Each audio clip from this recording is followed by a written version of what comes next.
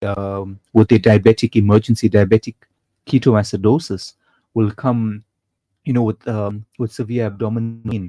They'll have what we call is it's called Kussmaul's breathing. Now, at the bedside investigation, you want to take the glucose. For a patient that's in DKA, from 25 to 40 could be the reading of your glucose. So then you want to move on to take a blood gas. You want to see the pH. Is it under 7.2? Because this would be metabolic acidosis. You want to do a urinalysis. Take a sample So of you do the a whole urine. lot of tests A to whole justify. lot of tests. Hmm. Therefore, you can get closer and closer to confirming your actual, the actual Diagnosis. Yes. So when you speak about the 50-50 concept, yes, in theory, you may have just scraped past at the medical school examination, but in the practical world, you're sitting with your patient, you need to have done all investigations. You come to King Edward Hospital, if a decision is made to have you admitted to the ward, if I'm on call, we need to do all investigations. We need to take your bloods, your baseline bloods. We need to do a chest x-ray for you. We need to do an ECG for you to see what's happening with the heart also. So I think that the way to be answering this issue about the 50-50%, I only have 50% of the knowledge if I have to if I have to graduate. But the in the practical sense of how you are handling patients, how you're dealing with patients, you are not confined to an exam where you are stuck. You can't speak to others. No, absolutely not. You can call your senior. It can be 2 a.m. in the morning. If your team is on call, you can call your senior. You can discuss. And You he'll can give you consult. some guidelines. Absolutely. I want to bring in Yasir in here. Yasir, you've completed your internship and your com health. I don't know whether it's 1 or 2 years. Now you're in a situation where you either get employed in the hospital as a superintendent or medical practitioner, or you go on your own, or you do locums. So you would have done a combination of all that. Now, for the advice of the 9 years, because it's a marathon for our guideline, UKZN or IDVITS or whatever, what's your experiences briefly? So after the 9 years, as Dr. Suleman said, that, it's an arduous journey after 9 years. What can you expect? So I'll put it up straight up. With 1,000 doctors that are being unemployed at this moment in time, very few government posts, as well as very few private posts and locums. Something that you can expect is, listen, you need to start your own practice. You have to start your own facility. You have to start your own practice, because posts are, a lot of people want to specialize. A lot of people want to enter into a registrar No, I just program. want to stop you there. What crossed my mind is that is an acute shortage of medical personnel. Are there less hospitals we have, or they don't have the funding to employ these doctors? Because I know they were toying in Pietermaritzburg, qualified doctors, and the unemployment rate generally is 34%. So now to hear people studied for 9 years and are unemployed, it's a major problem, because they got the experience to help our people. There's an acute shortage of medical personnel, and yet the government does not have posts for these people. So what is the real problem there? And I know I want to bring in ASAD there, because obviously Asad a lot of my friends were toying in PMB. Yes. 2 days ago. The they issue qualified with you or after you or before you? So people before me, people with me, people 1 year after me, they just finished their community service.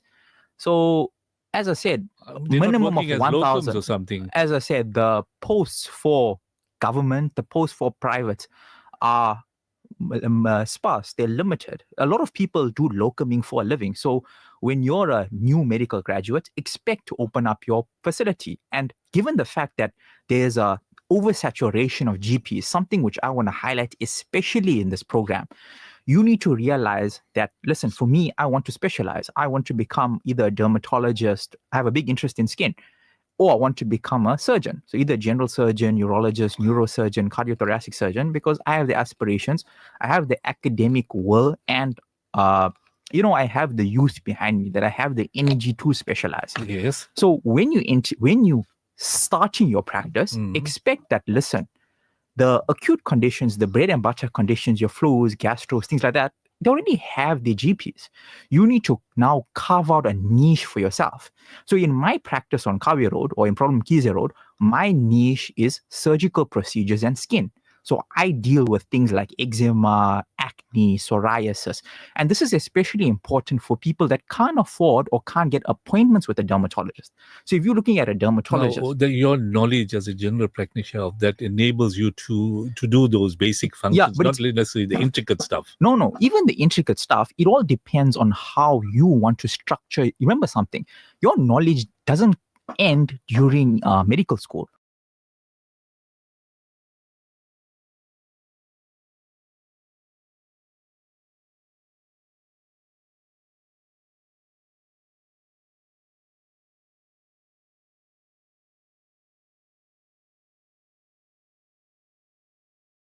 Six years, but you 9 can years. handle a little bit more than what a normal general practitioner can handle if you research more on a particular or two, three different fields. Of course, because like minor surgeries, etc.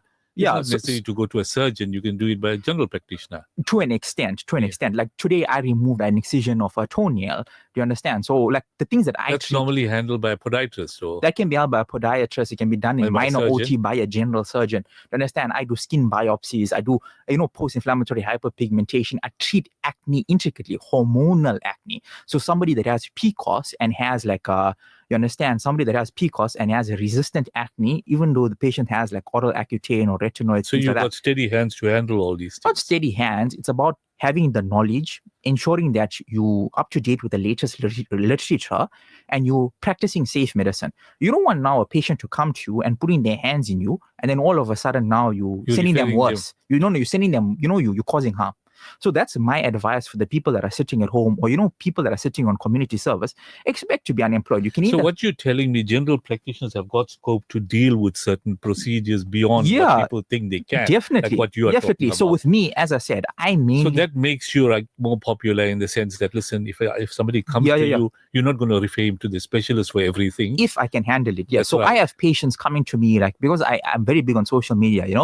My practice name Medihealth Surgery. So I talk about acne, I talk about, inflammatory hyperpigmentation, eczema, psoriasis. So I have patients coming to me from Chatsworth, from Pinetown, from Phoenix. Even though my practice isn't within like the drainage area, you could say, for a general practitioner, but given the fact that people can see that with these posts that listen, this guy actually has the knowledge, he knows what he's doing. I have the results with patients. I have the reviews on my Google to say that, listen, this guy knows what he's doing. General practitioners, what you're telling me, can do beyond what normal doctors do. Many people are scared to go. Not beyond, it's to find their niche. You get some general practitioners that focus on weight loss.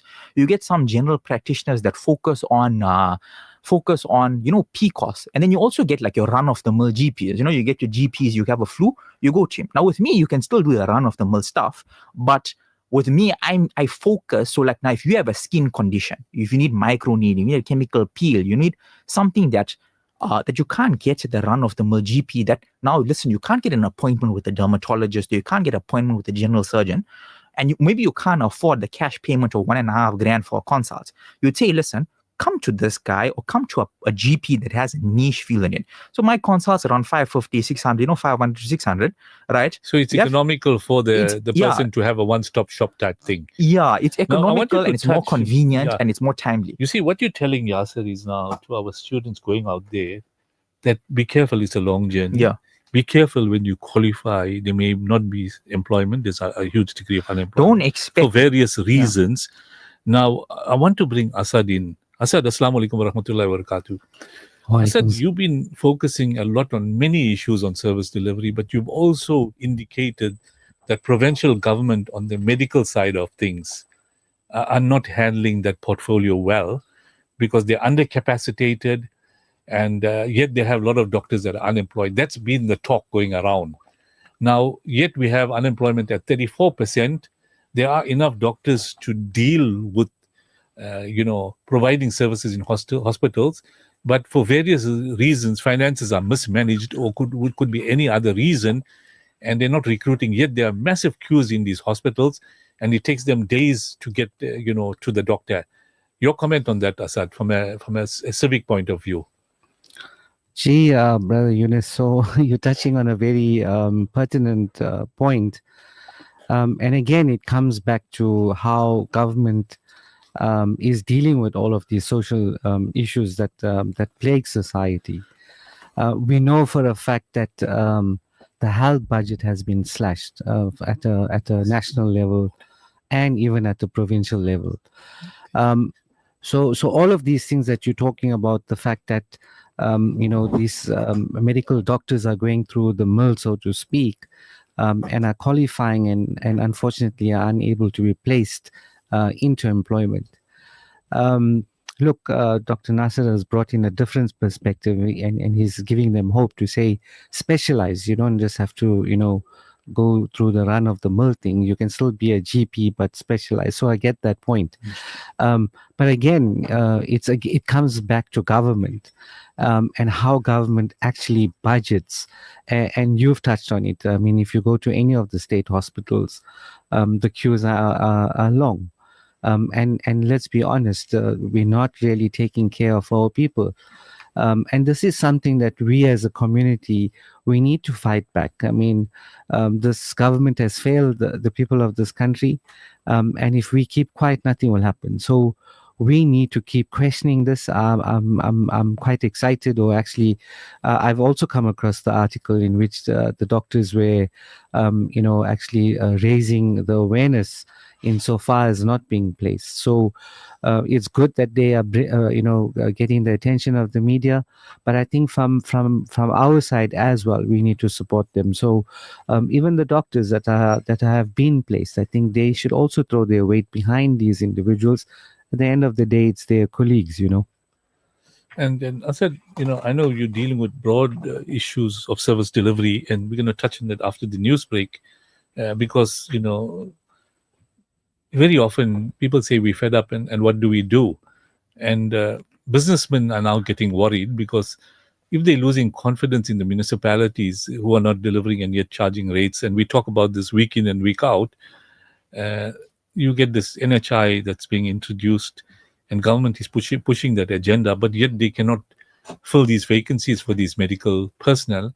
And our standard of medicine is very high in South Africa. Our doctors are sought after abroad. And many of them are patriotic and they're parking here because those that are going, all that education and studies that way here is lost to the country. So how do we deal with this crisis that the doctors are facing? From a point of view of government responding to this high unemployment rate amongst doctors, because in any other country, doctors are sought after, and as soon as they qualify, they are, sort of given opportunities into various hospitals. So the pressure, what pressure we put on government? Do we ask them to start dealing with maladministration in the hospital service? Do we give them a bigger budget? Because, people are following big queues and a lot of people are sick out there and they're not being treated. Yeah, look, Brother Yunus, at the end of the day, it comes back to government. And it's left to the people. I mean, you elect the wrong people and this is what happens. And we can see what's happened in the last provincial elections. The ANC has lost its footing. But let's hope we don't fall from the frying pan into the fire, so to speak. And a serious service like medical. Yasir, you want to come in quickly before we go? I just wanted to say break? something that people wouldn't expect regarding as to why the budget has been blown for the municipality or for it's a lot of it's pointing time to what Dr. Suleman, what we're speaking about regarding that 51 versus 49%, the doctor that flops and, the people, like that. A lot of the budget gets blown up through litigation. Like you wouldn't think about that. But like I'll give you an example. Let's say now a patient comes to you and there was a problem with delivery. Patient now has cerebral palsy. The patient... The baby is cerebral palsy. Yeah.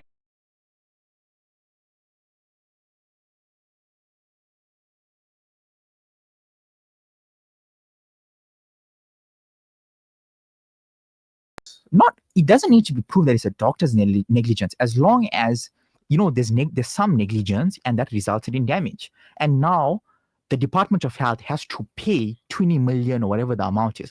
So as the cases of litigation, or as the lawyers, because lawyers, they like, wherever there's opportunity, they come. So wherever, now that there's a greater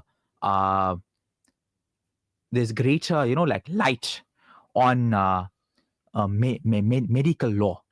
So as such, there's more litigation happening. Those So the problems always hospital happen. gets responsible, even if Yeah, it's so whoever's- the hospital loses funds. So if the hospital is allocated maybe, let's say, R1 billion, right? A very small chunk will be from staff. A lot of it goes down to equipment, tenders for equipment. Then you get the occasional ghost workers here and there, but that's not in every facility. And then a lot of the time it's litigation that eats up a large chunk of where the actual monies are going. Because let's say now your patient's undergoing neurosurgery and the neurosurgeon makes a mistake in error, right? It's not like in private where you have medical insurance and something like PPS or MPS, Medical Protection Society, will, provide the compensation for the negligence. Now in the state sector, it's the actual state, our taxes. So that's digs into their coffers and compromises service delivery. Yes. So not only is there less posts because of a shrinking in the actual budget provided. So February or March, when they have the States of the Nation, the ministers, they allocate budgets to every department. So now if there's less funding, tax coming in, the budget as a national whole is shrinking. Then if they allocate a greater amount to electricity, it has to be taken from somewhere. So it's taken from the Department of Health or the Department of Education, whatever. That results in lesser funding to the doctors. And now because of inflation, every year the salaries have to increase by, let's say, 5-10% or whatever. So as such, there's less funding for new graduates. So 20 years back, there'd be 90 doctors in a medical school. Now there's around 270. So there's a threefold increase in government, graduates, but there's no threefold increasing in the number of posts after you graduate. And that's where the bottleneck happens. So a lot of people like myself, we want to specialize, we want to enter into a program. We have our exams, we have our neurology exams, surgery exams, we have all the courses, even more than they needed before. A lot of the people are on a high level. That's the reason why they run GPs on a high level, and they can open up niche GPs because they preparing to specialize and they're preparing their knowledge as in a specialist level. Qualified. But the issue comes in, there's no posts made available for us to go in. Okay. So now, just pointing into what we spoke off radio, for the new people that are sitting in, don't think that, listen, once you finish matric 6 years, 3 years, you're going to enter in specialization, you're going to be a specialist at 31, like how it was before. You're going to be pulling. You're going to be sitting people in orthopedics, if you can get a job, 4 years waiting to enter into a registrarship, another 4 or 5 years. So you're looking at maybe becoming a specialist if you enter medical school directly and at 35, 38, 40. Maybe 40 plus. 40, yeah. So it isn't how it is. You got to understand, the landscape of medicine has changed. I'm just reminded by to be my tech unemployed. now, we need to break for the news. So inshallah, we'll continue. We got our economist in, and he knows now that's where the budget is being swallowed. Perhaps he didn't know hospitals have got this problem as well. But let's take a break for the news and we'll continue, inshallah, after the news. 24/7, 365. An informative Islamic global perspective. This is Al Ansar News. Making news this hour, the 29th of January, the news from Durban, 90.4 FM, Pietermaritzburg, 105.6 FM. KwaZulu-Natal school feeding schemes bemoan payment delays, America Monina. KwaZulu-Natal school feeding scheme suppliers are calling on the provincial government or department to improve its payment systems. They have been frustrated by delays in paying their invoices. In a statement earlier in the week, KwaZulu-Natal Education assured the service providers that all monies due have been paid and been reflected yesterday. The National School Nutrition Program Service Providers Association's Tabam Kwabe says some payments were only reflected today, except for suppliers who bank with the embattled Itala Bank. He says that a lack of timely payment puts service providers in a financial situation or precarious financial situation, leaving them unable to provide food items to schools. Moni's Kwadaguza municipality claims it has no knowledge of the Special Investigating Unit's probe into its affairs. Last Friday, President Ramaphosa gave the SRU Special Investigating Unit the green light to investigate the troubled municipality's awarding of 2 tenders. They are Kwadaguza Mall, the bulk supply, which dealt with the upgrading of a substation, and a 36-month road rehabilitation tender. The SIU provide or will probe claims that contractors paid kickbacks to municipal officials. However, the municipality says it has only seen media reports, but it is yet to receive any official communication about the probe. The proclamation by President Ramaphosa was published in the government gazettes and the SIU websites. More news, the city of Johannesburg, along with service entities City Power, Johannesburg Water, Johannesburg Social Housing Company, are disconnecting bypassed service meters and also imposing penalties on customers in Lenasia. The community has been plagued by a number of issues, such as water cuts leading to fierce protests in the last few weeks. Disgruntled residents have barricaded the street with rubbish bins, lamenting that they have not had electricity in the last 15 days. Isaac Mangena of City Power is wading in. Let me clarify. The issue of disconnection came after we basically normalized most of these flats. Every unit around here was installed with the meter, so there's no truth in the fact that there are no prepaid meters in this flat.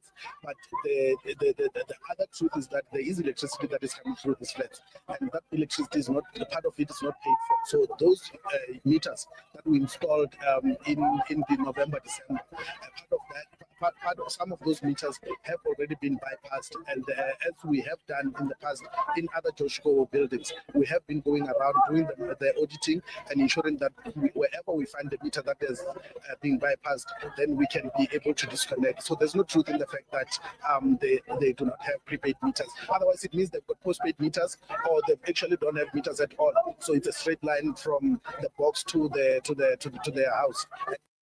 More news now. Local media says it will not be the best start to February for car owners, as the month of February could kick off with substantial fuel price hikes. According to the latest data from the Central Energy Fund, diesel prices may rise by more than R1 per litre, where petrol could see an increase of around 90 cents per litre. The under-recovery on illuminating paraffin is also nearing R1. The primary drivers behind these increases are a weaker rand and rising oil prices. That's according to local media. Report says that the official fuel price announcement is still awaited, but the new rates are set to take effect on Wednesday, the 5th of February. And finally, international story. 2 young Palestinian men have been killed by Israeli forces in 2 separate attacks in the occupied West Bank. That's according to the Palestinian health authorities. Yesterday, attacks killed 25-year-old Omar Abu Haija and 23-year-old Ayman Fadi Qasim Neji. Their bodies were recovered earlier today. The Palestinian news agency, citing local sources, reported that Haija died following an Israeli drone strike on an area in the center of the northern West Bank city of Jenin. Now, the sources added that Israeli troops prevented ambulance crew from reaching the injured young man and transporting him. The Palestine Red Crescent Society were able to recover the body of Haija from the roof of a building and transferred it to a nearby hospital. Your financial indicators ran to the dollar 18 rand 70 cents, the euro 19 rands 43 cents, British pound is 23 rands 19 cents. Your weather now 29 degrees. A quick reminder of our top story. KwaZulu-Natal school feeding scheme suppliers are calling on the Provincial Education Department to improve its payment systems. That's the news. This segment is brought to you by Kenfield Auto, your RMI approved service and repair specialist. 236 Brickfield Road, Overport. Kenfield Auto. Bismillahirrahmanirrahim. ربنا اغفر لي ولوالدي وللمؤمنين يوم يقوم الحساب. Car won't start? Kenfield Auto. Noisy brakes? Kenfield Auto. Due for a service? Kenfield Auto. Kenfield Auto, the answer to all your car problems. Your service and repair specialist for your VW, Audi, Suzuki, Toyota, or just about any vehicle. Kenfield Auto, your RMI and insurance approved workshop to handle them all. 236 Brickfield Road, Overport. Call us on 031 207 2399. Kenfield Auto.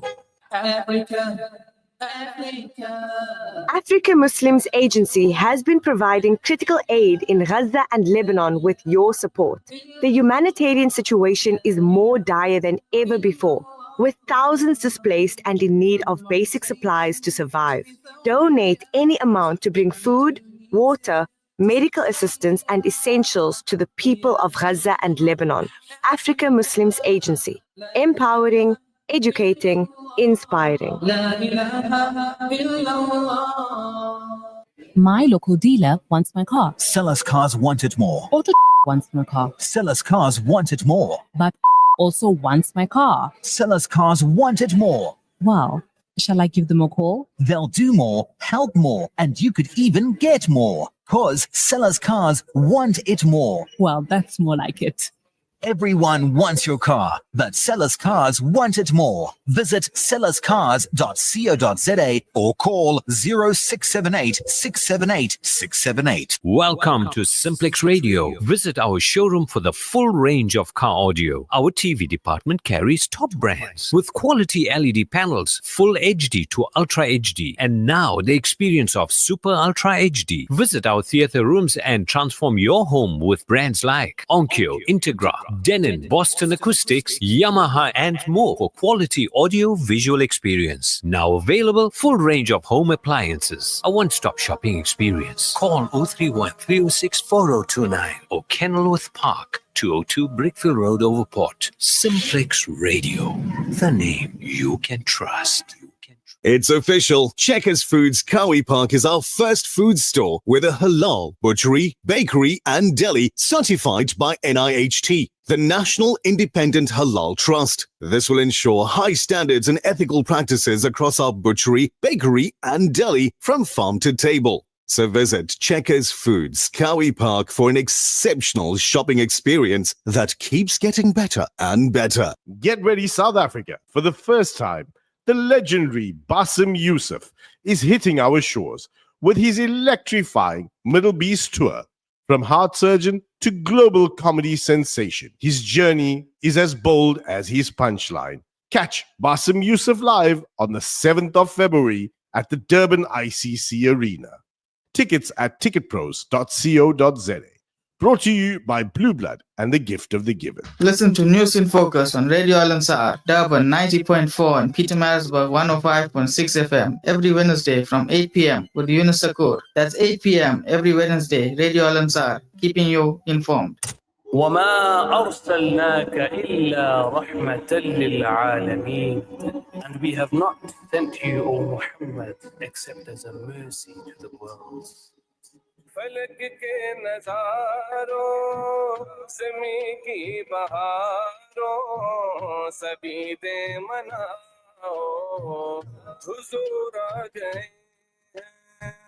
उठो बेसहारों चलो गम के मारो खबर ये सुनाओ हुजूर आ गए हुजूर आ गए हुजूर आ गए हुजूर आ गए हुजूर आ गए हुजूर आ गए हुजूर आ गए हुजूर आ गए हुजूर आ गए अनोखा निराला पोजीशन आया वो सारे रसूलों के सुल्तान आया सुल्तान आया अरे बादशाह अरे तेज गुला हो निगाहें झुकाओ हुजूर आ गए हुजूर आ गए हुजूर आ गए हुजूर आ गए हुजूर आ गए हुजूर आ गए हुजूर आ गए हुजूर आ गए हुजूर आ गए हुआ चार सूर है मैं तो का बसेरा उजाला उजाला सवेरा सवेरा सवेरा सवेरा हलीमा को पहुंची खबर आमिना की मेरे घर में आओ हुजूर आ गए हैं हुजूर आ गए हुजूर आ गए हुजूर आ गए हुजूर आ गए हुजूर आ गए. Assalamu alaikum wa rahmatullahi wa barakatuh. Welcome back to News in Focus, live on Radio Al-Ansar International, broadcasting on the frequency Durban 90.4 FM, Peter Marisburg 105.6 FM, and audio streaming on www.alansar.org.za. Some of our listeners are messaging and saying that we're giving them a mixed bag this evening, some beautiful nasheeds. Doctors are giving us different dimensions, and they want to know what's happening about the politics for today. So I'm going to bring in Brother ASAD Gaffar. ASAD, you've been talking about administration of EThekwini for a long time because things are not getting right. The potholes are getting worse. Water outages are getting out of hand. The government or the municipality is making all kinds of promises, but they're not delivering. And you've been at them for a good couple of years, and there seemed to be no solution. Now they're on 154, and a lot of people are recommending 139. Now 139 is like basically just before a liquidation process. There's also been concerns about sort of the liquidity of the municipality. But having said all this, I think lots of ratepayer associations, including yourself, have highlighted the poor workmanship and the caliber of staff that are employed, and that's a major concern for poor service delivery, over and above maladministration, corruption, etc., which is not being dealt with. Now, I think recently you mentioned that there's a call for administration, but in Pietermaritzburg, and I know I'm loading you with a couple of questions, in Pietermaritzburg, they've been in the administration for a number of years, but not much is taking place because they selected the administrator of their choice. Now, from your point of view in dealing with EThekwini, having a new mayor in there now, having Section 154, having the presidential task team, things are not getting any better. Can you just elaborate on the situation and why your organization, which is a combination of many ratepayer associations, have really got no option but to push for administration? Yeah, look, I mean, as ratepayers, we can't get into a position where if we tell ourselves nothing is happening and therefore we give up. We can't give up. If you do nothing is going to happen, and we always say that. The challenge that we're facing at the moment, and you'll see this across EThekwini at the moment, the city obviously has run out of budget. Everyone is aware of it. They're going through a process of reprioritizing. They're doing a midterm budget. It's open for discussion tomorrow. The public is invited, and I would encourage those who have the time to go to council, sit in the meeting. You even entitled to ask questions. However, they were supposed to have circulated the budget document, the midterm budget. That hasn't been circulated. It's not on their website. So you'll go there, you'll sit there, you'll be blind, and it's unfortunate because they're not following processes. But the bigger concern at the moment, and this was highlighted over the November-December period, we know that the city has outsourced its services. So it comes to parks and gardens, it comes to plumbing, it comes to electricity. Much of this work has been outsourced to contractors. And these contractors were not paid for the month of November and December. And the only reason they were not paid is because the city ran out of funds. So if the city is running out of funds, it's a problem. It tells you that they don't know how to manage their finances, which is what we've been saying for a very long time. Now, how do you run a metro and you run out of budget within 6 months? Clearly, there's a problem, and something needs to change. So, the fact that we have two, task teams overseeing the EThekwini tells you that all is not well. And if we need to go for the 139, then we must go for a 139. In fact, Yunus, you know that sometime last year, we went on a total protest campaign, and there were quite a number of people who supported the campaign and withheld their funds. And yes, there is risks involved, and we're not saying there's no risks involved. However, the call is coming up stronger again this year, and it's coming from different quarters of the community stating that we're fed up. We don't want to put our money with this EThekwini because what's the point? We're paying and we're not getting services. I mean, the water crisis in EThekwini has reached, disastrous proportions. People are going without water for weeks, and it's not getting better. And the fact that the city is not, moving towards fixing all of this is a bigger concern. We've submitted 2 PIA applications, and one is in regards to the infrastructure surcharge. Every resident who has an account with EThekwini, be it residential or business, you are being charged an infrastructure surcharge. Go look at your water bill, you're paying for this. We submitted a PIA application to ask them, how much of money have you collected and where is the money? And they can't answer us. So what does it tell? The CFO is not in a position to answer because he's failing to manage the finances. And that's a serious concern. That money was supposed to have been ring-fenced, or it's supposed to be used for infrastructure repairs. Where is that money gone to? And if you, as a ratepayer of EThekwini, if this doesn't bother you, then there's a problem. Then you can continue giving them the money; they'll continue to take it. So there's complete mismanagement in terms of the finances. 100%. Now I want to bring our economist. Hassan, you're hearing what ASAD is saying. ASAD's been a civic activist for a number of years, taken the municipality to court. On a technicality, the municipality, won the case, the civic organization did not succeed. Because obviously, to withhold rates, there's a process to follow. But they prove that there's lack of service delivery.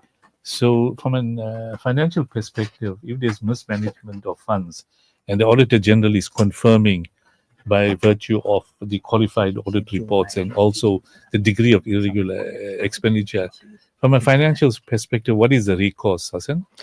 Look, I mean, obviously there's not much they can do.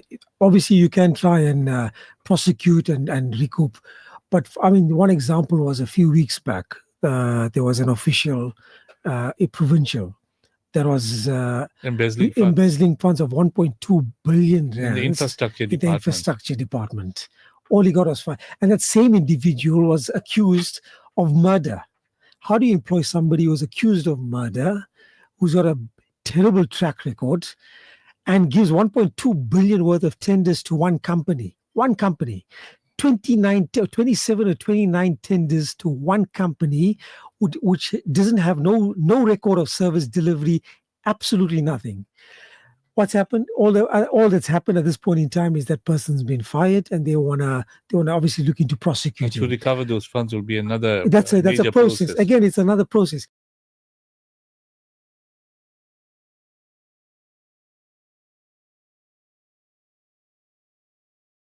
Cannot. The management and the EXCO cannot manage the affairs of the municipality, then 154 comes in, and if 154 is not working, then you go for administration. But the condition for administration is that the courts must appoint somebody independent who hasn't got political linkages. Correct, and that's a difficult process because inevitably there's some political linkages in many instances. The key issue is this here: if you go through all the various municipalities, you go to provincial, you go to national. In all aspects, take into account, for example, we had ESCOM, we had Transnet, we had SAA, we had Medihealth. ESCOM now slowly they're making inroads, slowly. But after a period where they've racked up billions, hundreds of billions of debt, and they've now forced to restructure and try and sort themselves out. Transnet, same thing.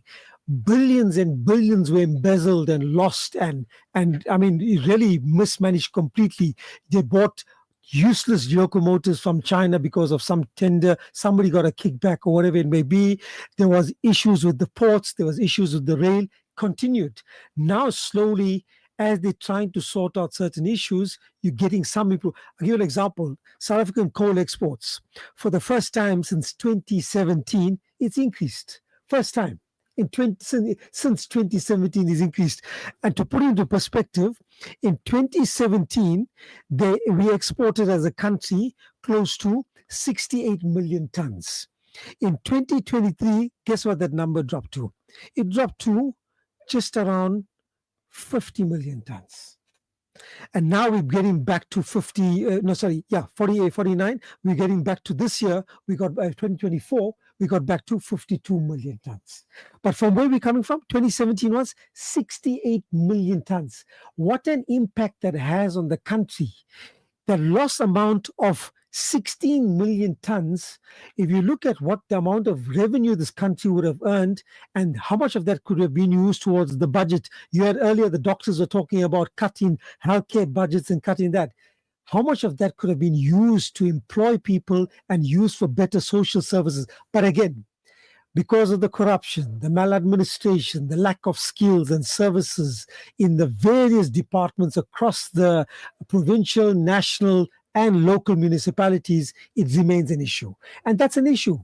I mean, I'll give you another example. There was a where when I used to be back at my old ex-employer back in Cape Town, we used to have one of the large universities used to be our client here.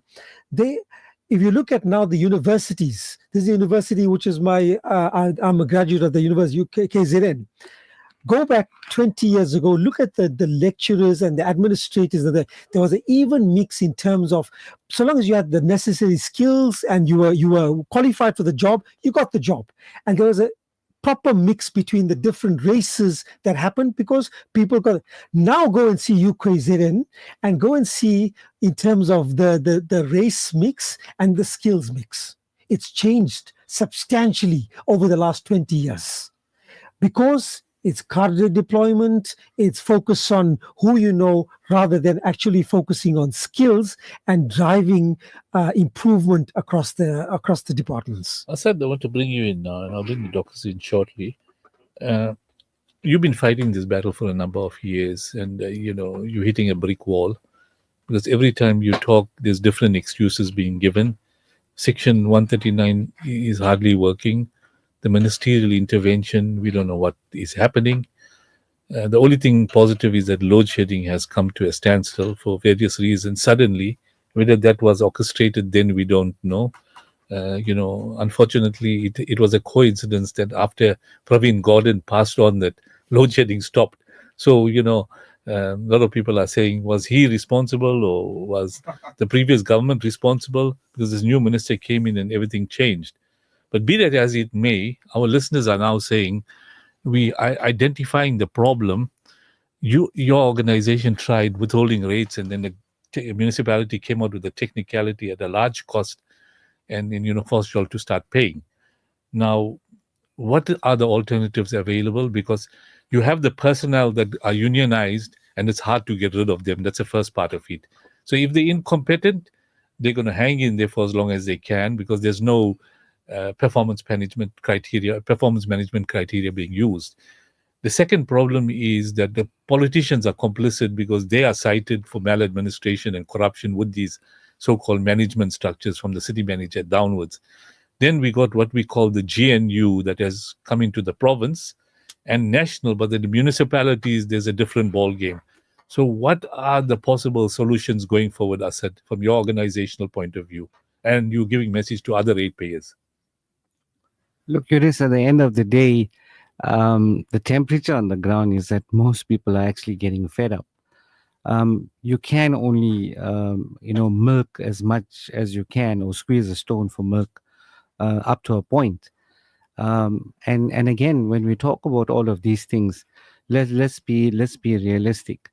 Your electricity prices have gone up. Your water prices have gone up. Most people cannot afford to pay for these services. That's the first point. The second point is they're not getting services. So firstly, you can't afford it. Secondly, if you can afford it, you're not getting it. So basically what's going to happen, and we can foresee this, is that civil disobedience is going to become the norm. People will get fed up. And as a Ratepayers Association, we won't even have to do anything. People themselves will be fed up. And they themselves will come to us, and they will force us to take whatever measures we need to take. So we're not even going to say, you know what, do this or don't do this, or go to court or don't go to court. It's the residents who are going to say, guys, we stand together, let's unite, and let's take out these people. Because, you mentioned the GNU, and already you can see there's problems. It's turbulent. The president signed an executive order, and he didn't even consult with any of these people. Land bill. Yeah, and then if you see what's happening now in the province, Dean McPherson's on the firing line. So he's being taking action against some of these cases. Exactly. And then if you see what's happening in Cape Town, JP Smith is in the firing line. So they take McKenzie is making noises 100%. About the expropriation bill. So all is not well with the GNU, and people saying it may collapse sooner rather than later. That's exactly what's going to happen, and basically the ANC is continuing as normal, as though they're in power. So they're not consulting with the if the DA walks out, then they'll tell you, MK, let's talk now, come back home. 100%. I mean, if you see what happened in a town in the Western Cape, the DA and the ANC, it was the I think it was ANC and the EFF and other parties. Correct, and they took the DA guy out. It's same story also. Action SA together with EFF and ANC. 100%. 100. I mean, in EThekwini also, we're hearing now that one of the DA councillors was taken to task by the DA themselves, and he went through a disciplinary process, and he was removed as a DA member. But the DA didn't inform EThekwini, and this guy was still collecting his salary for a good couple of months. So you can see that, the things are not all... But listen, the DA is compromised because they're not in control. The councillors are toothless, and when they make noises in the wards, because it's dominated by the ANC EFF alliance and NFP, there's nothing happening, and everything is done along political lines. So what you're alluding to is the fact that there will be civil disobedience because people are not getting the service delivery. But why aren't the courts listening to civil society and saying that, listen, we're not getting services, why should we pay? And you can't defend the municipality on the basis that you can't withhold a payment of rates and utilities for non-delivery. Because I know there was a ruling in one of the provinces where the courts ruled that if rightfully the citizen is not getting services, he can withhold payment for rates and service charges. I'm not sure which province this was. Yeah, look, I mean, forget all of that. I mean, just yesterday it's been a hot topic. One of the residents in Tongat took this municipality to court and won, and on the basis that you were estimating me. So the fact that you're estimating me and you're not giving me an accurate bill, how are you expect me to make this payment? This happened now in Tongat 1 day ago. And this has opened, it's a precedent for all people who've been affected in the same situation. Again, they're spending money on litigation and services are being compromised, like what Dr. Nasir was saying, correct, or Yasir was saying, because now if you spend millions of rands in litigation defending all these court matters, correct, it's all not only costing the sort of consumer, but the municipality is employing, senior counsel at a very high cost to defend, whereas that money can be used for service delivery. And let's be honest, they're using our money to fight us. And that's the reality, because the municipality's income is from the residents.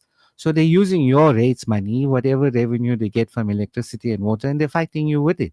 So that's the reality. It's a fact. But if you don't challenge them, then they're going to do as they please. The fact that this resident took them to court and won. Look, there are some academic discussions in terms of whether the case was kosher or not. But the fact is, the way the judge understood it, the judge granted the victory to the resident against the city.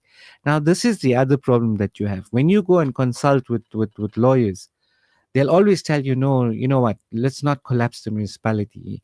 And most of senior council are either acting judges or they've been on the, sitting on in that position. So they have a soft side for government.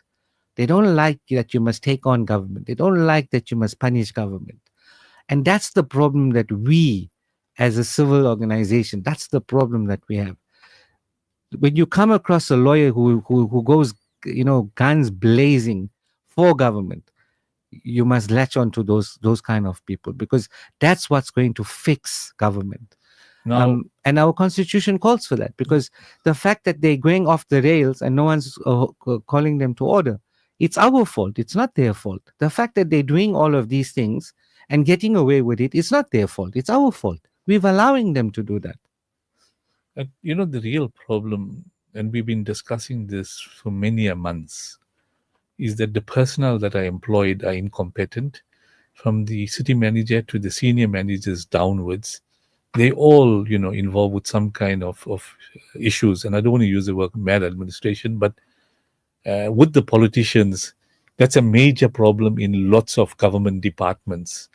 Now, if you tackle the lower level staff who are on the ground to deliver, they'll tell you, listen, our seniors are not giving us the funds to really do what we have to do.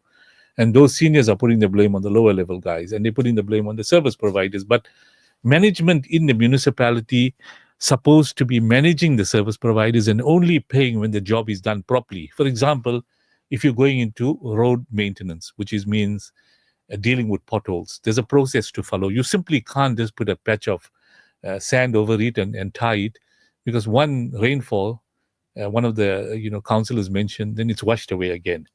So the same applies to other problems associated with stormwater blockages, etc. So the major problem is with incompetent personnel from management downwards. That's the scourge of most government departments, including municipalities. So from a ratepayer point of view, I know that a lot of our politicians who belong to other parties indicate that the real issue starts with the voting structures when elections take place, to put the right leaders there. But if those leaders are in the minority, then their political parties that are in control will continue. Now, ratepayer associations, as ASAD is mentioning, they're fed up and they're continuing. They go into litigation. They don't have the judges ruling in their favor because they want the municipalities to survive. But judges need to realize that these municipalities from the top to the bottom are incompetent. So they need to go into administration or liquidation, so that the liquidator or the administrator can say, I'm going to bring in new people to run this municipality. But the unions are saying the old guys must still be paid. So you're getting additional expenditure.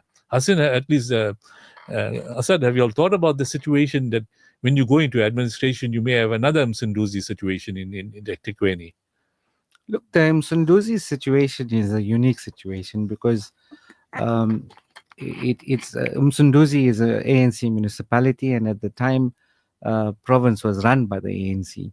It's a different situation now. I mean, the province is not being run by the ANC. And again, when we say it's incompetence, it's actually not incompetence, Brother Yunus. When I want to make money, I'm going to partner with someone who I can make money with. So I'm not going to come to the guy who knows how to build a road because he's going to take all of the materials and build a road. I'm going to go to somebody who I know who's going to be able to give me a backhand and make a mess of it. So it's not actually incompetence. It's actually, it's far worse than that. And again, it comes back to the leadership. I mean, we know this. I mean, we spent billions of rand in this Zondo Commission of Inquiry, whatever you want to call it. And to date, no one's been prosecuted. So this is the problem that we have as a country. I mean, your guest, the Economist, was talking about the coal exports. And it's all well and good that we're exporting so much of coal, but where's the money? Where's the money? It's not coming into the fiscal. The fact that we owe billions and trillions, into foreign debt is another huge problem.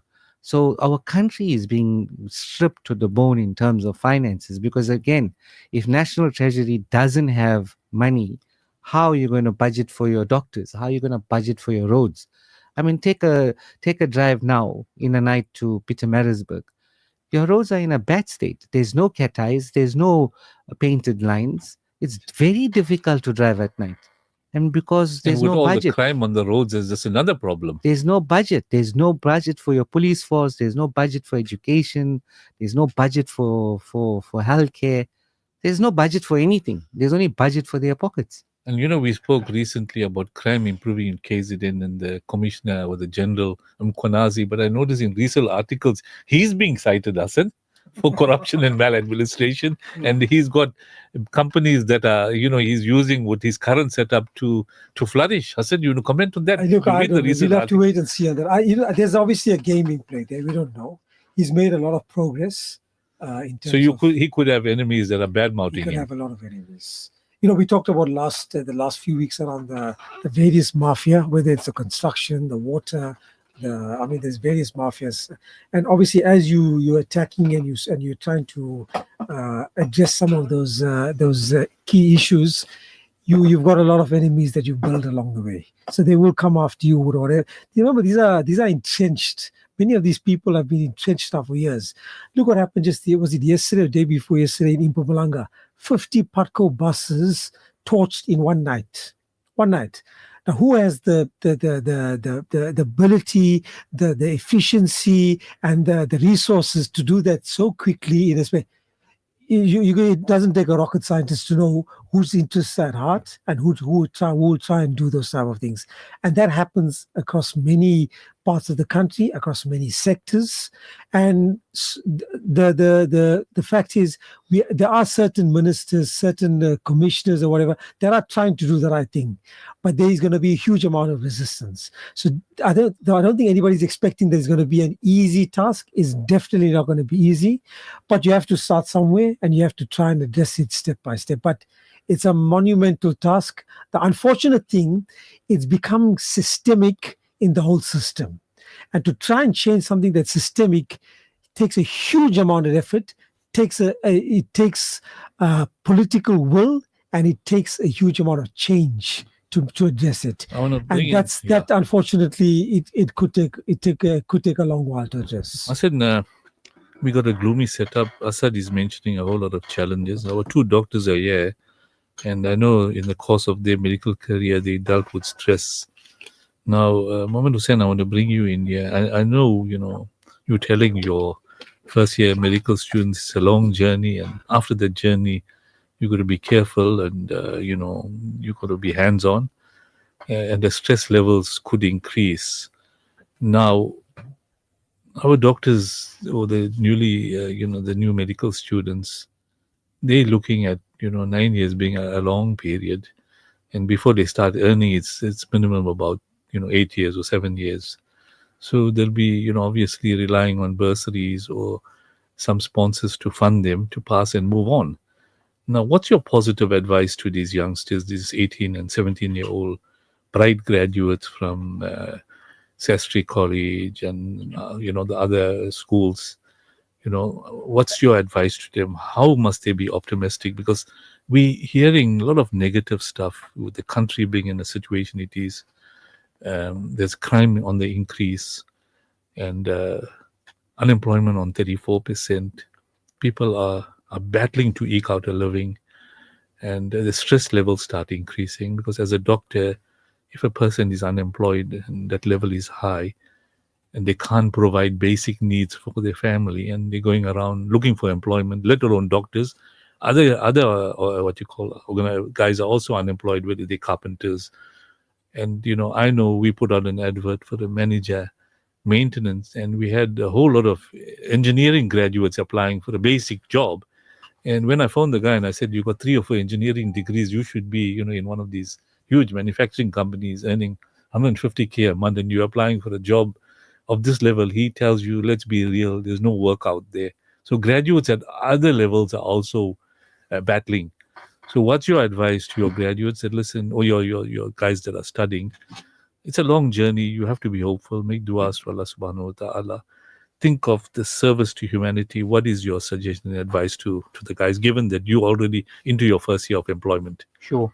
In terms of how to handle the stress, I think is to have a good support base. If you are stressed, of course, you need to open up, speak to your immediate loved ones. I think the last resort, and we should try at best to avoid going onto antidepressants, onto benzodiazepines, onto substance abuse, because that just makes things worse. And it is a reality, and it's so sad to be seeing it even at the university level. Our students, they then resort to these kinds of To substances. stress relievers. Yes. So I think if you are under pressure, you need to talk about it. Speak to your loved ones, speak to your mentors. So at UKZN, especially at the medical school, we have a lot of mentors. Some of the lecturers, the experts in the various fields are always open to engagement. They're always open to advise you, to mentor you, and to be teaching you. So I think 1 is to talk about it. 2 is to avoid substances. 3, stay healthy. And when you go Stay to these hydrated. psychiatrists, then they put you on other types of antidepressants. And, I'm just going to refer to Hazrat Maulana Yunus Padar Rahmatullah Alayhi and other senior ulama.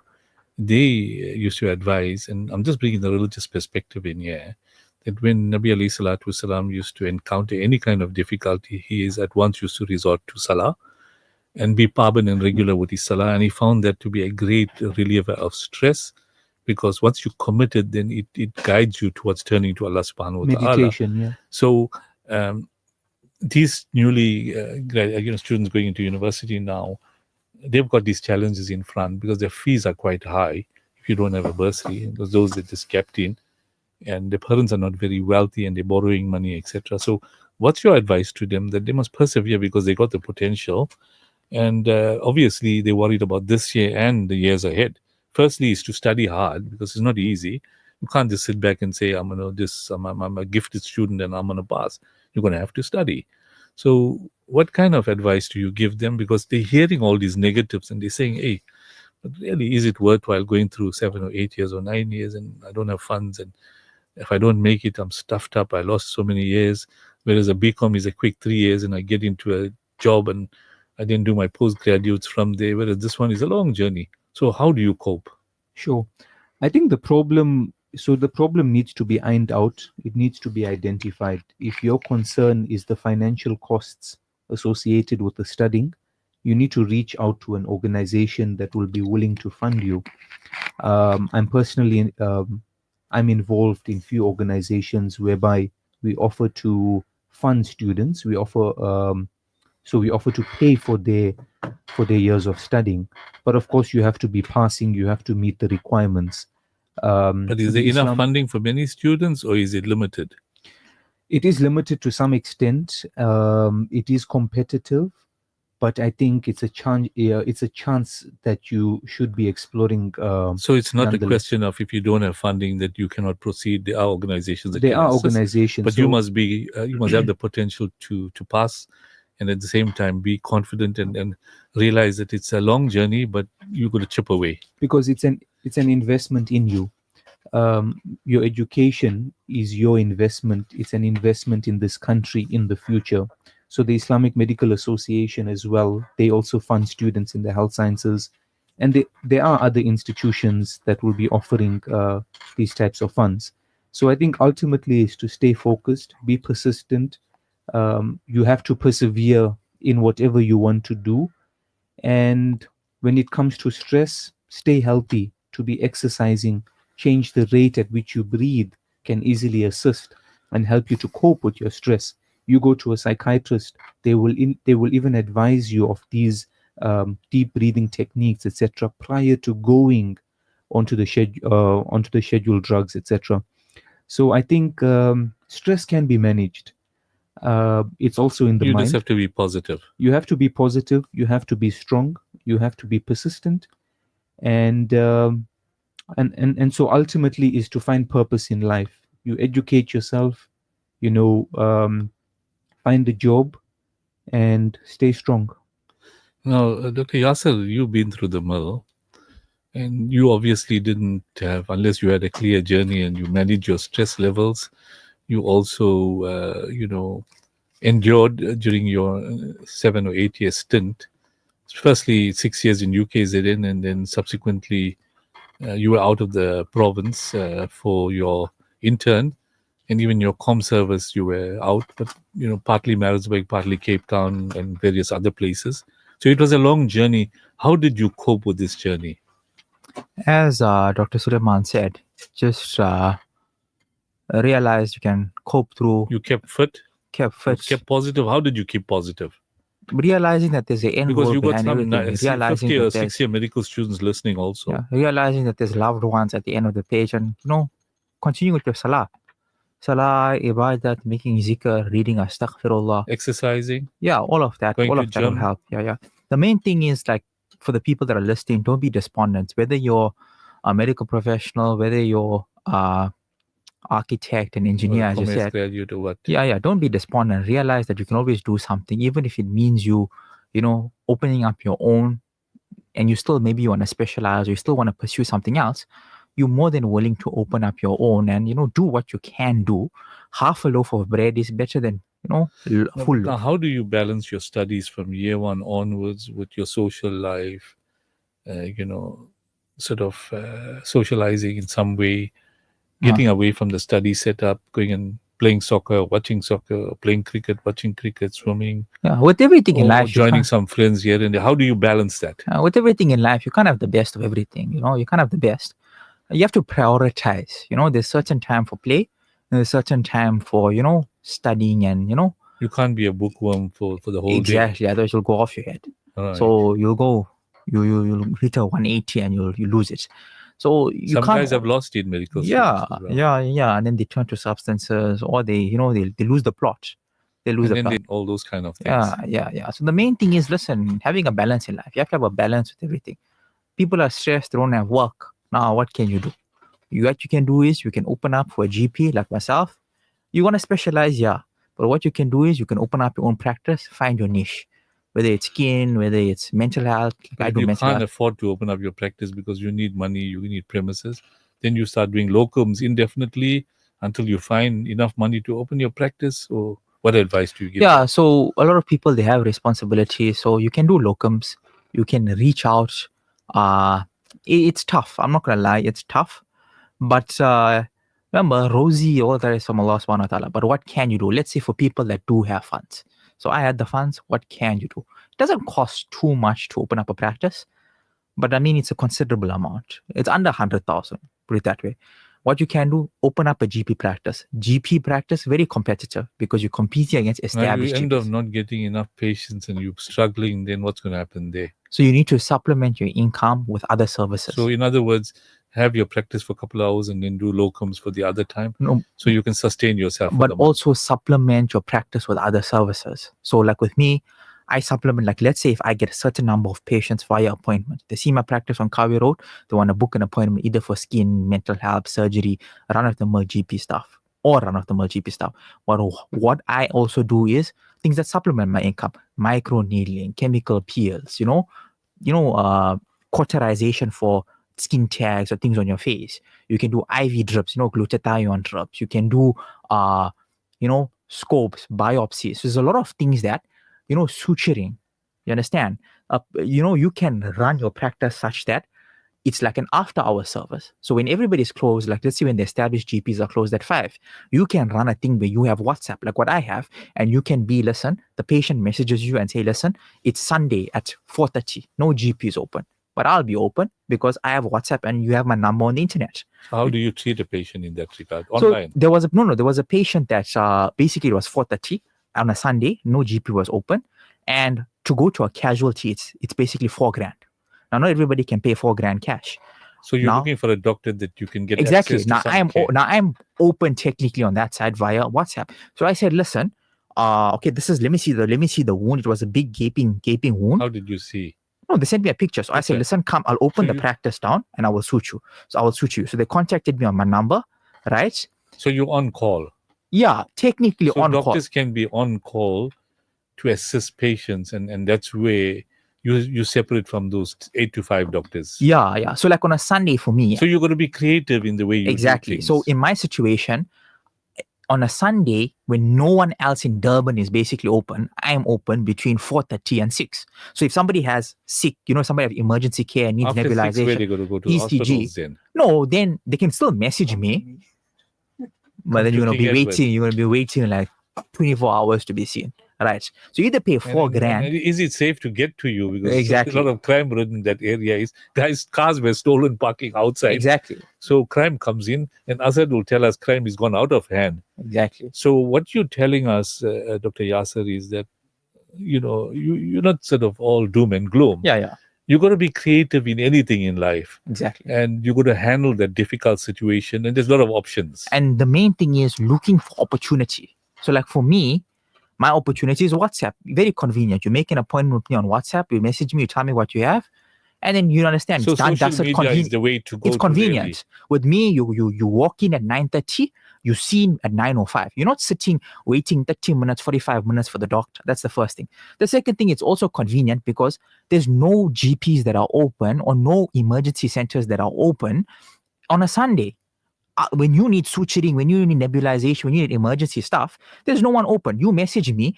I'm in Kawi Road. It's convenient. You drive there. It's safe. It's opposite the Kawi Road garage. It's opposite the Checkers on Kawi Road. Everybody knows the area. You come, you message me. So you what walk you're in, telling us, you walk Dr. out. Yasir, you're there to help people because obviously Exactly. that's part of your humanitarian So, aid. yes. And you're doing it at affordable rates, and you're suggesting that doctors must think about these type of things. Exactly. Those that are unemployed, to make themselves available to earn a few bobs, but also to help the people. Yeah. Rather than sitting at home and saying I'm unemployed and do nothing. Exactly. So your advice to those graduates that don't have work, be creative and get involved. Yeah. If it means you being open, let's say from, like with me, I'm open from 9 to 5, but I'm also open via WhatsApp. If you message me at 8 o'clock at night, and let's say you're in the Musgrave area and you cut your hand and you need suturing, you message me or even you call me at that time, I will open up the practice, and it beats you going to King Edward and waiting 24 hours in a dangerous area or going to Al-Qadi and, it's... So what you're telling whatever. our come to me qualified and sort it doctors, out. your advice is be creative, get involved in these type of processes, help the people so it's affordable to them. So obviously they have access to more medical opportunities to deal with rather than waiting for queues. I said we're running out of time. I want you to wrap up. Now, the people are saying that ERPM and lots of other ratepayer associations have got councillors that are like, lame ducks. They in the area, but all they do is they say we're trying but can do nothing. Now, what's your advice to the other ratepayer associations over and above the kind of route that ERPM is taking, that you're not standing back and doing nothing?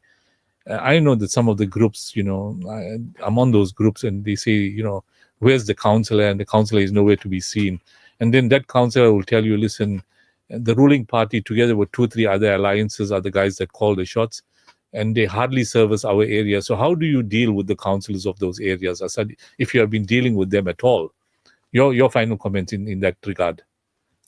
Look, I mean, there's many of these councillors. They're actually lazy, and they're actually getting paid for nothing. They're getting paid for nothing. They're getting elected by default, that's the sad reality. They're just basically earning money doing nothing. They're earning money doing that, and in my opinion, they should actually step down and leave. And we know there's a few of them in Westville that we are familiar with. So they, in fact, some of these councillors are moonlighting. They have 2 jobs, so they're getting paid as a councillor for a couple of days in council, and Correct. the rest of the time they're loafing and doing. And no, not actually. They actually have a full-time job. Full-time job. So they're sitting and earning a double income, whilst everybody else is, begging for services. Right. So they should actually step down. They're not doing. So it's important that come 2026, select the right leader for the area. Very important. I mean, we can't carry on like this. I mean, the fact that we have some of these people have been voted in for 3 terms, and the sad reality is everyone says the same thing. You can't get hold of this councillor. He doesn't answer his phone. He's active for 10 minutes after midnight. How you expect to get service if the soul can't even function? I want to narrate a story for you. When I was in council, more than 15 years ago, we went on a bus tour, and the councillors joined us from the different political parties in Chatsworth, ASAD. So one councillor was a very humorous guy, and a whole lot of councillors joined in. They went on a tour to go and check an informal settlement, to see how poor services are there. So as we were returning, a lot of these councillors were dropping off in the different units in Chatsworth. So one councillor dropped off. Another councillor said, this is the first and last we've seen him for the year, Otherwise, he's nowhere to be seen. He disappears. So they were actually making jokes of the then councillors. And I don't know whether it's any different now, Asad. Yeah, no, that's the problem. I mean, most of the time, they're hard to find. I mean, not only in Westville, you go to Phoenix. You it's mean the they're same. like magic, you look and they disappear. 100%. 100%. And if you find them too, they look for all kinds of excuses to say why they can't sort the problem out. Or they Correct, refer and- you, like what one councillor did. They're looking for him in one of the chat groups. Suddenly he appeared on a message to say, your fault has been reported and just be patient, which means anybody could have done that. But you're hoping he knows the officials, he or she knows the officials inside, and they'll act. But very often, and that's the order of the day in EThekwini, and it applies in Piemberg as well if you drive there. Yeah. The roads on the national roads and the provincial roads are appalling because there's so much of construction. As you said, during the day there's a problem. And there's massive queues because of construction between Durban and Pietermaritzburg and in other roads. So why they went about upgrading these roads, nobody knows, because they were functioning so effectively. Is that to create jobs? I said for the people that, you're going to dig up a road for nothing or say we're upgrading and these guys get appointed and they're there for 3 years. What is the nature of all these upgrades? Look, and the N3 upgrade, I think, was necessary. If you look at But spaghetti, why is it taking so long? Is that people are dragging their feet? Or? No.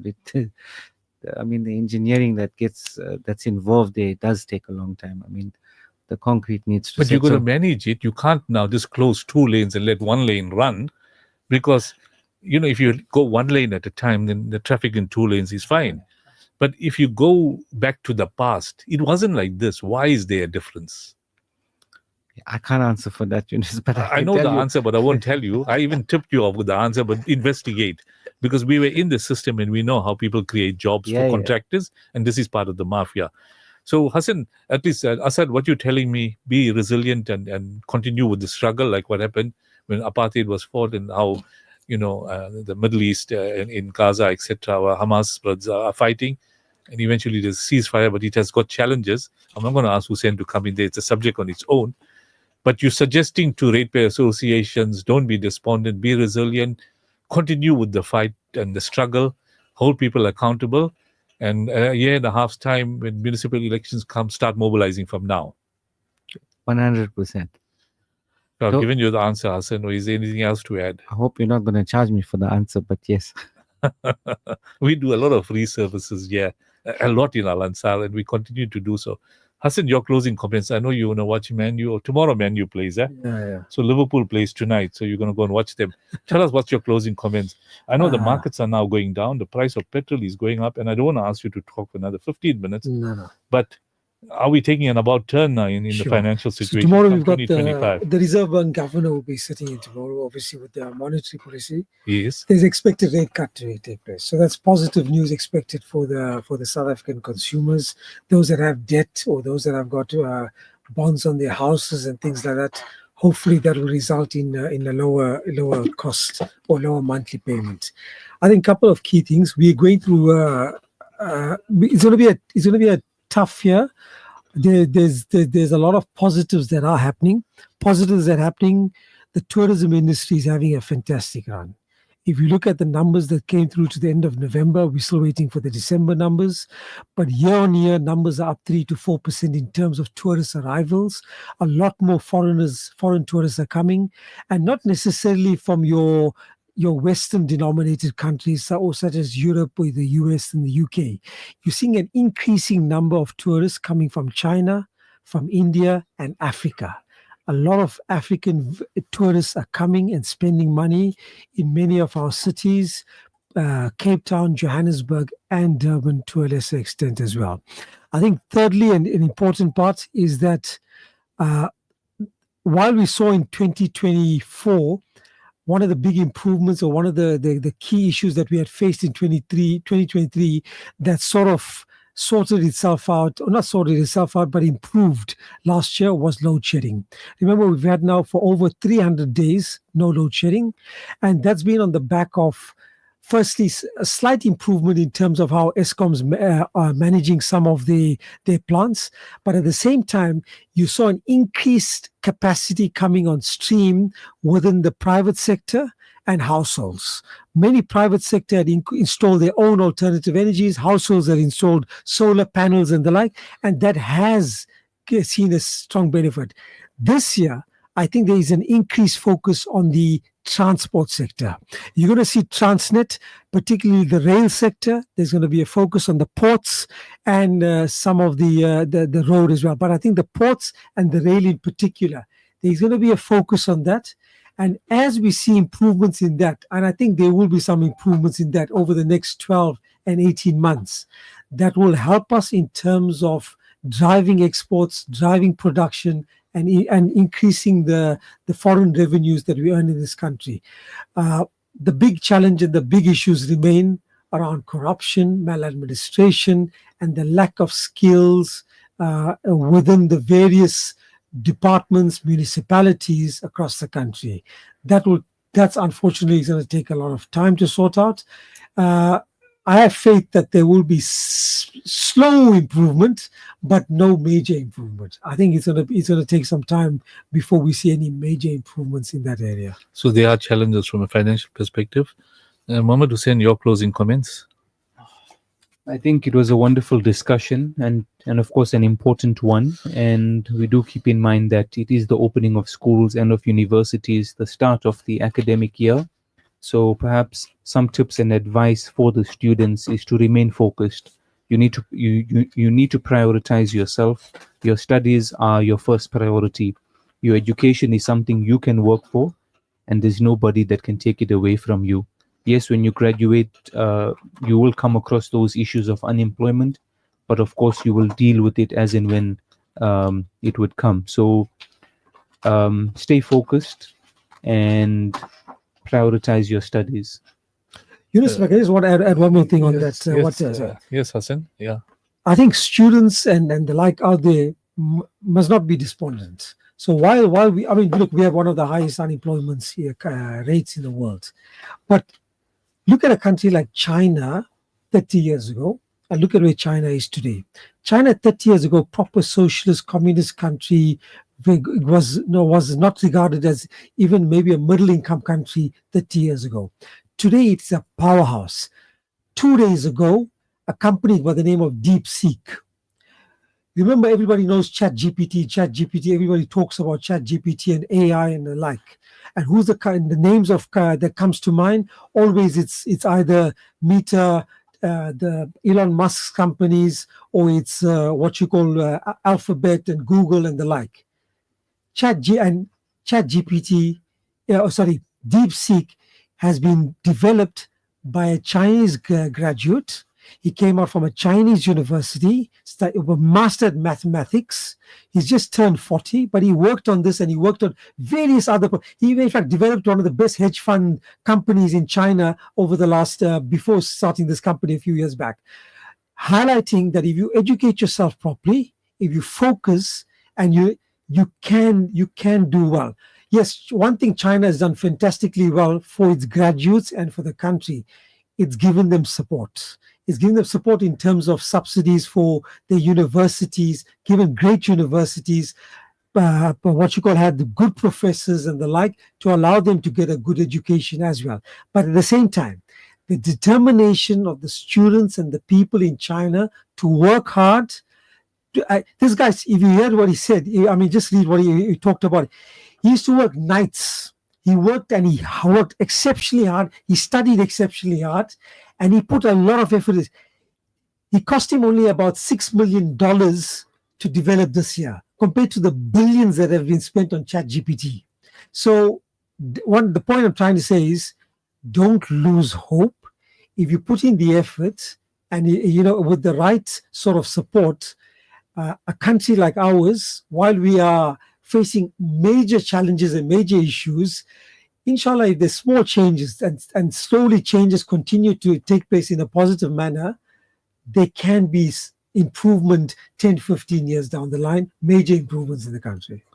Okay, Yasir, I'm going to ask you a final question, not about your practice, but about the unemployed, and from a psychological angle, not a psychiatric angle. The 32% or 34% of the guys that are unemployed, and they're willing to work somewhere, but there's no work.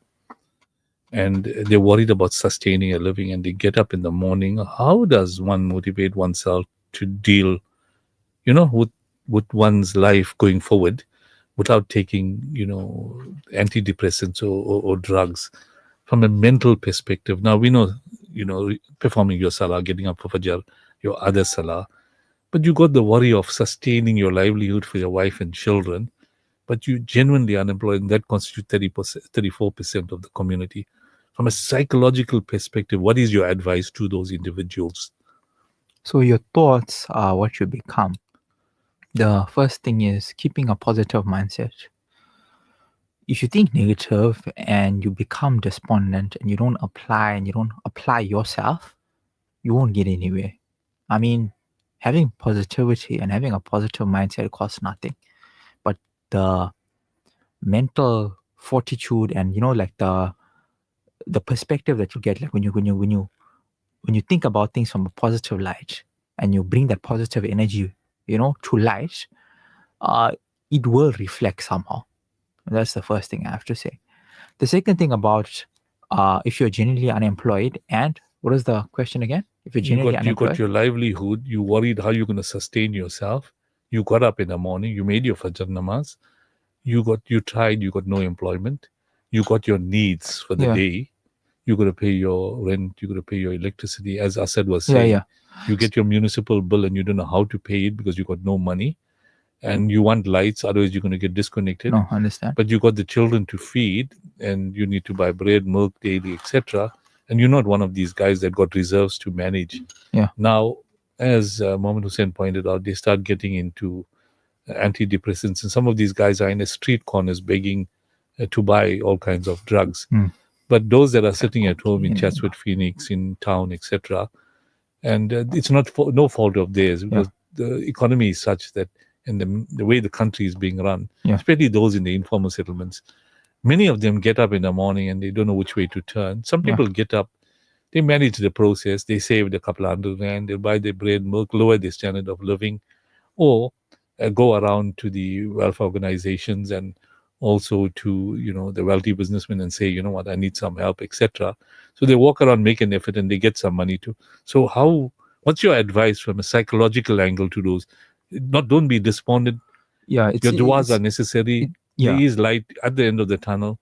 Walk around, make an effort, something will happen. Like a bird gets up in the morning, or a dog. Allah provides the rizq. So what's your psychological advice to those individuals rather than being depressed? The first thing is firstly be positive, right? And realize, make an effort. Rome wasn't built in a day. If you look at all these multinational companies, the Willerton, say, things like that, they all started small. If it means you selling, let's say, pickles, achars, biscuits, first day you may make 50 rand, first week you make 50 rand, but then you can reach the level where something like so make an effort and do something. A Willerton, so something may start as a supposed side hustle, but eventually can progress into something where, listen, I'm making so much, and I'm making so much of money from this. It's actually more beneficial. This is so like the housewives that were, making savory, selling to the shops, and going to the flea market, and then eventually something like a Taza, and earning some livelihood and saving it and using it as capital and investing. So you're saying, there are a lot of ways to sustain yourself. That's what you're saying. Exactly. So you don't get depressed or stressed. Yeah, an idle mind is the devil's worship. You think about retrospect, the past, depression, and you think about the future, anxiety.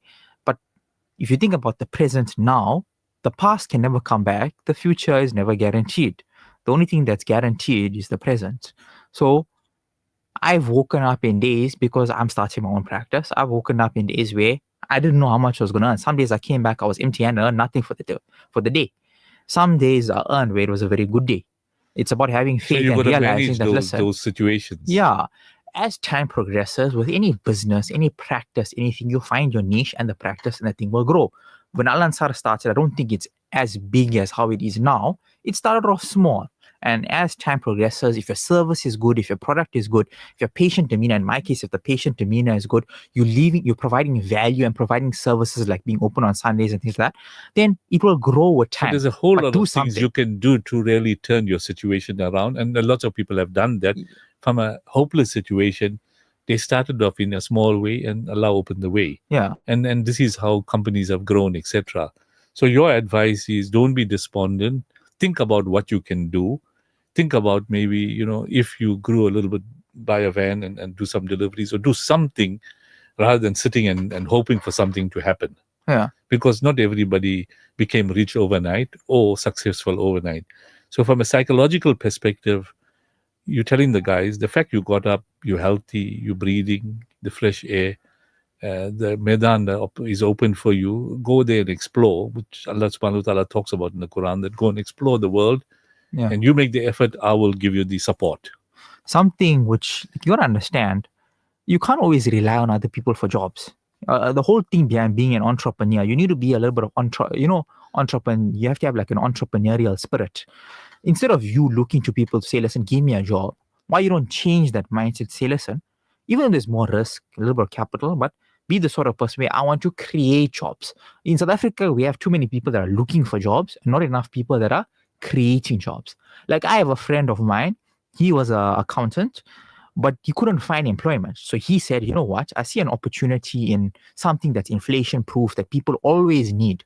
Like health, people always need, it's inflation proof. Now he went into maintenance and he's doing well. So he does bricklaying, plastering. It's not something where, everybody wants glitz and glamour. It's not something that's glamorous, but it pays the bills and there's a necessity. It's like, you wouldn't think that someone that makes cement or sells cement, they'll be making a fair amount of money, or selling paint. But how often is there construction and how many units of cement do you sell? How many units of paint? So this is how our old folk have sustained themselves by being self-employed. And I want to conclude now that we had recently the Durban Summer Souk in Durban Exhibition Centre, and we made provision for 340 stall holders. 100 million turned over 13 days when you were doing Umrah, Mohammed Hussein, and I was in the helm of that situation. And that particular event employed 2,000 unemployed people into those 340 stalls that earn an average of 200 Rand a day to work. So 13 days they picked up 3 grand and they could use that, to sustain themselves for their schooling, etc. So I'm saying, and those traders were there, they made a lot of profits to sustain themselves for a couple of months. They took the chance and came in there. And then it was a hub of tourism activity and responded to some of the challenges the government is facing. So what you're telling us as medical professionals, don't be despondent, have a positive mindset. There's always opportunities. Depression can creep in if you feel helpless. And even if you're doing nothing, you can do something positive. Perhaps go to the masjid, go and help out there. And Allah will open the way because Allah is the creator of the world. And, and Nabi alayhi salatu wasalam has reminded the ummah that your regularity of 5 times salah, your daily rizq is made easy. So that in itself is an indicator that the recommendation is there from Allah subhanahu wa ta'ala through Nabi alayhi salatu wasalam, that if you're regular with your salah, your daily rizq will be made easy. So on a concluding note, I want to thank our guests this evening. We had quite a positive discussion. It's 10:15. And our 2 doctors, they really, sacrificing a lot and they're excelling, and they've proved to everybody that, and they're the ideal example that, listen, don't look at the 7 years or 8 or 9 years ahead. Chip away every year. It's like climbing a mountain or going through a journey. You'll eventually get there. And don't look at the length of the journey. Look at, how you're starting, and a year will come and go, and you'll get into, I'm sure most of these doctors that are here would have said, 7 or 8 years ago, I just passed metric and, I didn't think about the long journey ahead. I thought about completing the first year and going in stages. Like, when a cricketing side is chasing 350 in a one-day game, the captain tells them, bat in stages, like 20 runs at a time. And if you lose a couple of wickets, save your wickets and hit your 4s and 6s in the end. Likewise with the soccer side. If Manu is 2-0 down, There's still 40 minutes. They can make it 3-2. So likewise, that theory applies in everyday life. We have to be positive, but linked to that positiveness is what Islam has taught us. You turn to Allah, you make your ibadat, you'll achieve your success in this world and in the hereafter, because doctors will tell you now, people come fit and suddenly the man is gone and he doesn't know. So your time of death is certain, but the time of death is uncertain. So we have to prepare for it. So Islam gives us a balanced life. Keep up with ibadat. Du'as is a powerful weapon, and it's a weapon of actually fighting depression to a considerable level, because have faith that Allah will answer, if not immediately, sometime in the future. So on that note, it brings us to the end of News in Focus for this evening. I think we balanced our discussion. I must thank ASAD, Gaffar, as usual, for joining us and giving us an update. ASAD, do continue with your hard work at ERPM. I know you're a full-time employee and you're trying your best to assist the community. As the Al-Ansar Foundation, we are here to assist the community in whichever way we can. It's a humanitarian organization. Let's link up with all the organizations and assist our ummah out there. And in whichever way we can help our people through their hardships, is all part of ibadat. As our doctors mentioned here, that it's a service to humanity and it's a sacrifice. And Allah subhanahu wa ta'ala has given the opportunities to doctors to deal with the body. The body is given to you free of charge at birth. Look after it. On that note, that brings us, I thank our technician Zakaria here for keeping us going for these 2.5 hours. And we will once again have a chat next Wednesday, same time. Until then, Assalamu alaikum wa rahmatullahi wa barakatuh. Plan your dream holiday with the specialist, World of Travel, as we pride ourselves in offering you the best in Hajj and Umrah. We also offer travel packages to the Middle East, Far East, and many more exotic destinations. Call our professional travel consultants now on 031 20